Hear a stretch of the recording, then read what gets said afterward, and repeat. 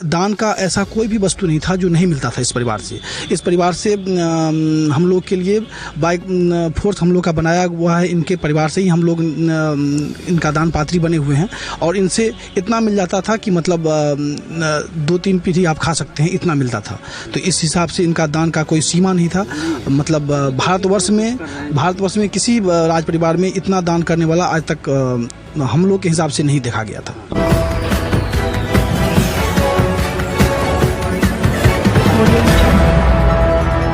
नमस्कार, बिहार मिथिला न्यूज में आपका स्वागत है। मैं हूं मनोज।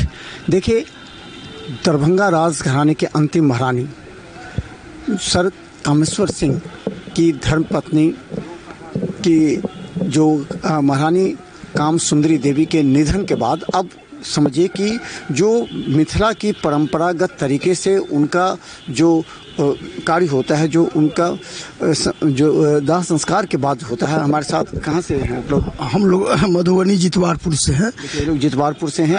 अब इन लोगों का 14 दिन का प्रक्रिया क्या क्या शुरू होगा? आज से हम लोगों के यहाँ 10 गात्र पिंडदान बोला जाता है, जो उससे अंग तैयार होता है। फिर उसके बाद उनका श्राद्ध वाद से किया जाता है। तो आज अस्थि संचय है। आज उनका जो संस्कार हुआ, उनका अस्थि संचय करके वो गंगा, प्रयाग, जहाँ जहाँ तीर्थ स्थान है सो वहाँ जाएगा, अस्थि विसर्जन होगा। तो आज 3 दिन का पिंडदान होगा और एक ठो अस्थि संचय होगा। अस्थि संचय करके वो पवित्रता के लिए वो गंगा, प्रयाग, हरिद्वार ये सब में प्रवाहित होता है। तो आज वो कर्म होगा और उसके बाद से फिर वहाँ से आएंगे तो हमारे यहाँ घट टंगा जाता है मृतक के पानी पीने के लिए। तो आ करके वहाँ से आएंगे तो आंगन में घट टंगाएगा और उसके बाद उसका संध्या समय में उसका पूजा होगा।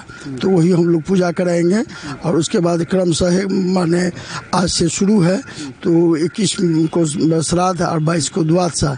अभी रेगुलर उनका काम चलेगा यहाँ पर और रेगुलर हम लोग उनका पुरोहित हैं। माने महेश ठाकुर से लेकर के अभी तक हमारे पूर्वजों ने उनका कुल पूज्य है। तो हमारा नाम है महोदय झा, घर जितवारपुर और हम कुल पूज्य है। तो यहाँ दरभंगा महाराज राजघराना का जो होता होगा वो अलग प्रक्रिया या और प्रक्रिया भी एक ही होता है? देखिए, श्राद्ध कर्म का जो प्रक्रिया है वो तो एक ही टाइप का होता है, लेकिन इनका जो कर्म करने का जो तरीका है या इनका जो कर्म में दान करने का जो प्रक्रिया है वो बहुत ही उत्तम प्रक्रिया है।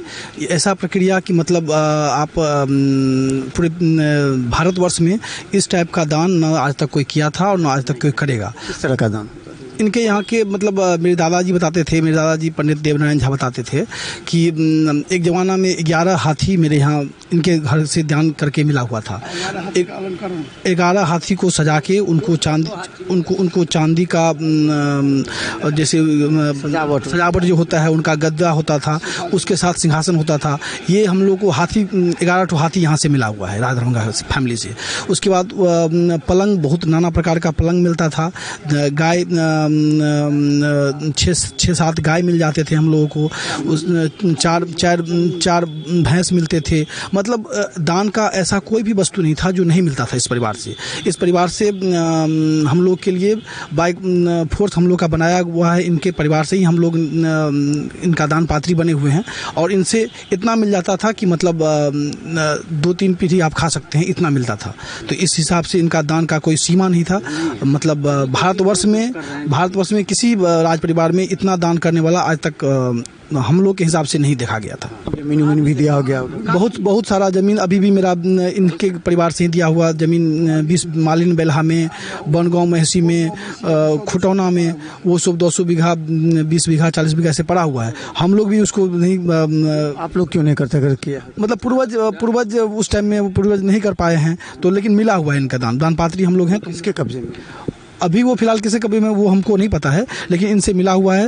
और बहुत सारा घर मेरे गांव में ही हमको 3-4 तालाब इनके द्वारा दिया गया है। तो मतलब क्या बताएंगे जी, मतलब दान संरक्षित है? तो दान में आप लोग को दिया गया वो संरक्षित है या सरकार के कब्जे में या कोई दूसरे?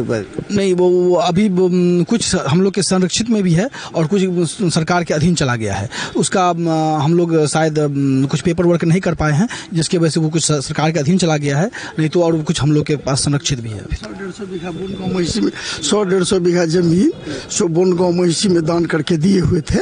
तो अभी हम लोगों को हमारे घर में आग लगी हो गया, सरकार का कागज पत्र जल गया, तो राज्य में रिकॉर्ड होगा तो हम लोग देखते हैं, अगर रिकॉर्ड में जो मिल जाएगा तो जैसे जो होगा वो होगा। देखिए, जब राजघराना परिवार में अब महारानी कामसुंदरी जी के देहांत के बाद अब शुरू होता है 21-22 दिन का ये कार्यक्रम होता है पूरा। और उसमें हम बता दें, एक समय था जब यहाँ जो राजा महेश ठाकुर का देहांत हुआ था, उसके बाद जो हुआ था, इन लोगों को 14-14 हाथियाँ पूरी सजावट के साथ जमीन इतना होता था कि 2-3 पीढ़ियाँ खाते थी, ये दिया जाता था इन लोगों को। तो देखते रहिए, हर अपडेट हम आपको दिखाते रहेंगे। धन्यवाद।